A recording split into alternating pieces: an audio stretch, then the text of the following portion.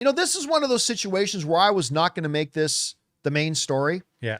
But for those of you who don't know, every morning as we're putting the final notes together and just the order of the show, I jump on the YouTube channel and I put up a poll. I say, hey guys, out of these 4 topics, which one do you think should be our main headline today that you think most people will be interested in? And I included this story on the list, not at all expecting that anybody would vote for it, but it was by far the number one voted thing. We had over 1,000 votes came in within 10 minutes. And this was by far the number one thing. And it is this story here. There's a story going around. And this one, by the way, guys, I'm going to let you know in advance. Let us firmly file this one under the rumor mill. I love rumors. This one, clearly we need to file this one under the rumor mill, but you guys voted for it as our lead story, so let's talk about it here. Some of you may have seen around online that we are going to have a secret 9th episode of Stranger Things. Season 5. Of course, it ended with episode 8. That was the big finale. Mike walks upstairs after playing some Dungeons and Dragons, closes the door, and that's the end of the series, right?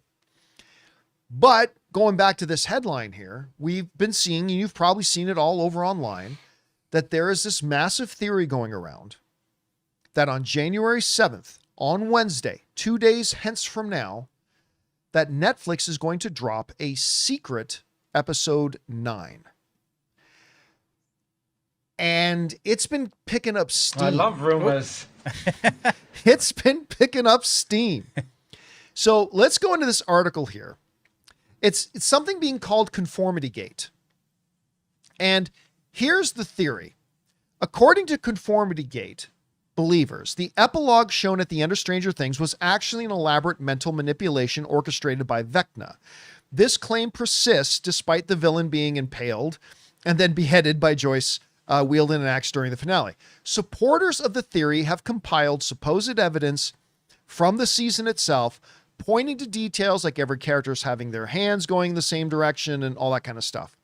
The name Conformity Gate stems from the unusually normal feeling of the epilogue. Everything felt slightly off to the viewers and things like this. Now, then came this January 7th thing. The theory gained momentum after Netflix posted a cryptic message on social media featuring the hashtag January 7th as a date. When users search that specific hashtag on Netflix or type in Season 5, Episode 9, the platform surfaces Stranger Things content as a result. All right. Here's the thing. Do I believe there is going to be a secret Stranger Things episode 9 on Wednesday? I do not. I don't. One of the big reasons that I don't is because there was a real sense of finality to it. I mean, I suppose you could do something with 11 in a secret episode 9. You could do something with L. But one of the other main things is this. Netflix has dropped a trailer for a Stranger Things documentary that's going to come out on January 12th. And by the way, this looks great. They dropped a trailer for it. Go find it online. It looks fantastic. It looks like it's really going to pull on the old heartstrings. The name of it, I think, let me find the name of it here. The name of the documentary is One Last Adventure, The Making of Stranger Things Season 5. Mm-hmm. One Last Adventure. Now, in the trailer for One Last Adventure, you see the Duffer Brothers at a what do you call it when all the cast gets together for a read-through, whatever the script read-through. You see one of the Duffer Brothers reading that last page of the script. Mike exits through the door at the top of the stairs and closes the door. And then the script says, end series. End series, he says in the trailer. Not end episode, not end scene, not end season. At the script read through, he reads that scene. Mike climbs the stairs, exits through the door, closes door, end series. By the way, the phrase I was looking for was table read. Thank you to everybody in the live chat who threw that in. Table read. Table read. And he says end series. That's it. It's over. Now, having laid the groundwork that I do not believe we are getting an episode 9 on Wednesday. I do not believe a secret bonus episode exists. I will say this. It's not the craziest thing. Because of two major factors. One, it's Stranger Things. Right? Like the whole nature of the show lends itself that you could do something pretty wonky and pretty wacky with it if you wanted to. The second reason I'll say it's not the most ridiculous theory is look what they did with the theatrical release. Like they did something with Stranger Things they never did, not just by putting it in theaters, but they put it in theaters for free.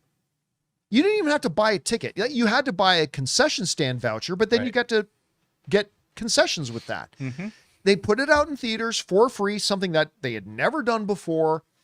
So is it actually, for a series like Stranger Things, that is the absolute probably calling card show of all of Netflix, that has been around for about a decade and is about the weird and the wonky, and given the fact that they have done things completely out of the ordinary for them, like putting the finale in theaters over New Year's, not charging any price for tickets, and when we talked about why they did that last week, is it the craziest thing? And especially with how we know the story of Elle ends, is it the most ludicrous thing that they could slip in a secret 9th episode? It's not the craziest thing. I don't believe it. I don't think they're going to do it at all. No.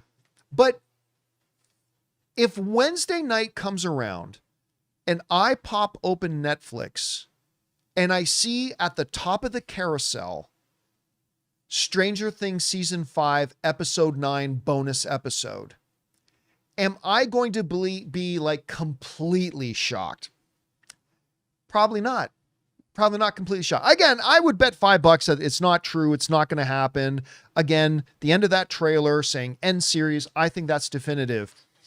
But we have seen crazier things before. Guys, we want to take a second to thank a sponsor of today's video, PrizePicks. Whether you're starting a new routine or making player picks for the very first time, trying something new can be tough. But on PrizePicks, it just feels great when your sports takes are right. With big playoff matchups happening every weekend and elite hoops action almost every night, the action never really stops, and PrizePicks lets you take control. Ann and I both tried out PrizePicks a while ago, and we were honestly surprised by how simple it was to get started. I put my first lineup together in just minutes, and it genuinely made watching the games with my friends more fun because we were following our player projections all night, cheering for more or less. And there's a couple of features I really love. PrizePicks now has early payouts, so if your player gets off to a hot start, you can have the option to cash out before the game even finishes. And the new social feeds feature lets you share your PrizePicks with friends or even copy winning lineups with one click. Plus, if you like flexibility, you can choose Flex Play, or if you want the biggest potential prizes, go with Power Play. So download the PrizePicks app today and use the code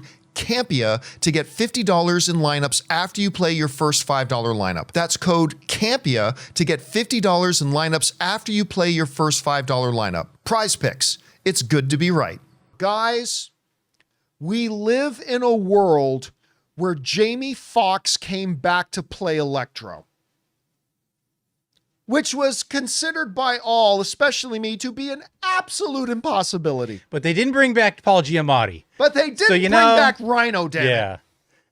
Yeah. No, and another thing I would say is like, well, they haven't even, advertised this. But then again, it's Netflix and they don't advertise really. So. Yeah, they don't advertise, although, they're advertising their list.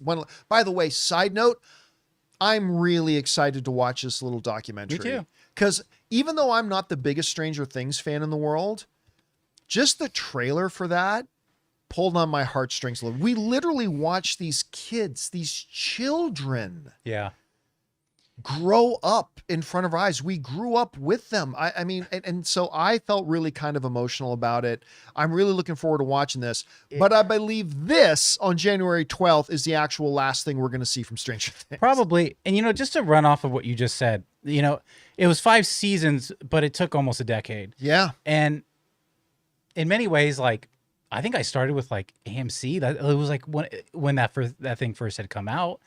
And now we were at AMC. And I've gone, you know, I've grown so much and everyone, but not just that. I went to the theater. I went to AMC to see the finale. And I got to say, how was the audience? That's what I want to get to. It was actually really special.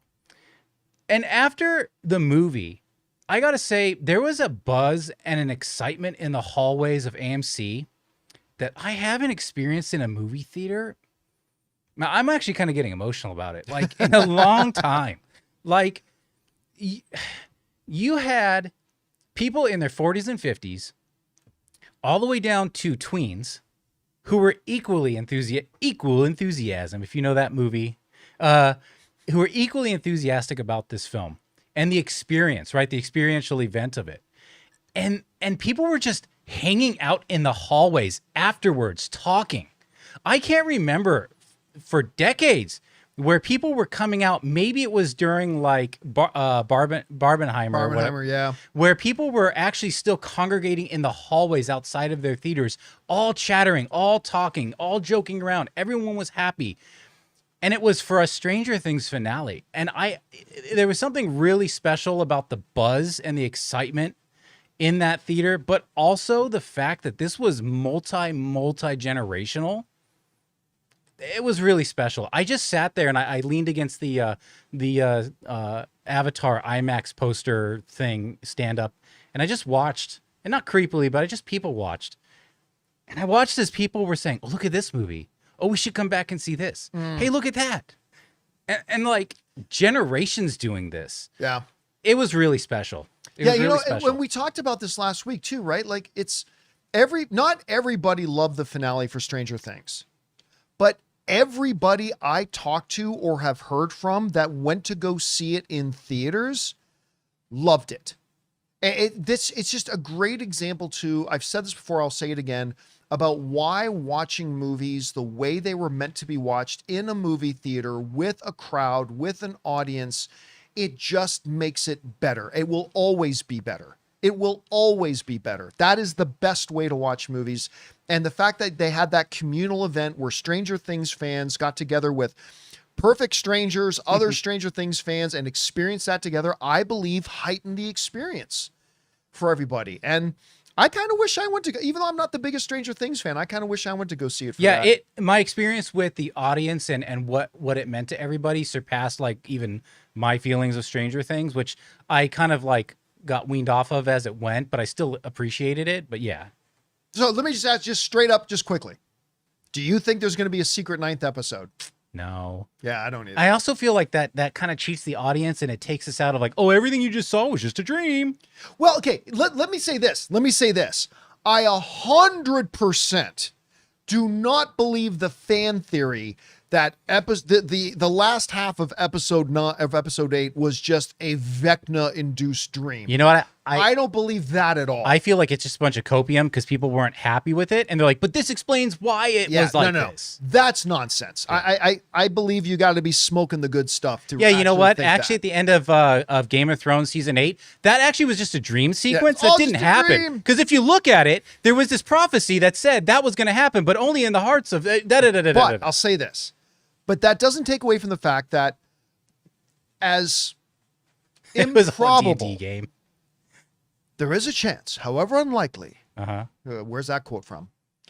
That as improbable as it is, again, I wouldn't say there's a 0% chance of Netflix pulling something and draw. Again, I don't think they will. I don't believe it, anything like that. But again, I'd bet $100 that there's not going to be an episode 9. But I wouldn't bet $1 million. Let's just say that.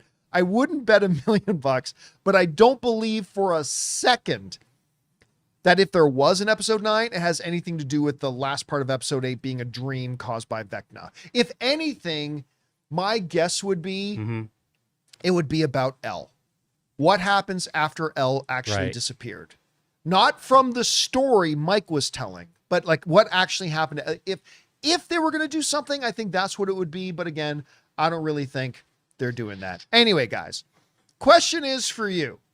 What do you think about this? Big theory going around, some cryptic messages from Netflix. Is there a secret Stranger Things episode 9 coming on Wednesday, January the 7th? I don't believe there is. But you know what? Stranger things have happened. I don't know. Whatever you guys think, jump down to the comment section below and let us know your thoughts. Hey guys, thanks so much for watching this video. Make sure you like the video, leave a comment, and subscribe to our channel. And don't forget, we have a daily podcast called the John Campea Show podcast, available on Apple Podcasts, Spotify, or your favorite podcasting app of choice. Go and subscribe to it today so it'll be there when you need it.